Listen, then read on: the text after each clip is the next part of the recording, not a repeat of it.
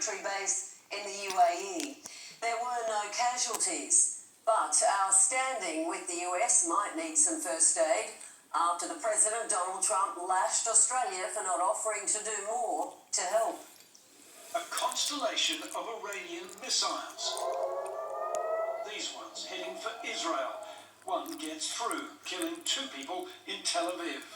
Another hit the very edge of the Australian military base outside Dubai. There was minor damage to an accommodation block and a medical facility due to a small fire. But no injuries. Iran is reacting to Israel's assassination of Ali Larijani, the man in charge of Iran's nuclear program.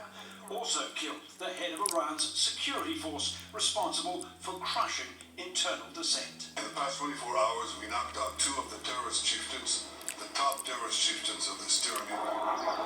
But Iran can still do damage. The Iranian regime is continuing to engage in, frankly, random attacks. Today, Donald Trump's counter-terrorism chief quit, saying he cannot, in good conscience, support the war, given Iran posed no imminent threat to our nation, claiming we started this war due to pressure from Israel.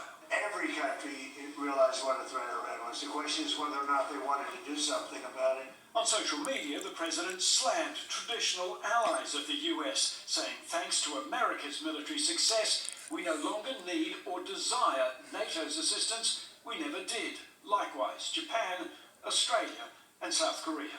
It demonstrates the continuing fraying of alliances under President Trump. The official Australian line remains that no formal request for a warship was ever received.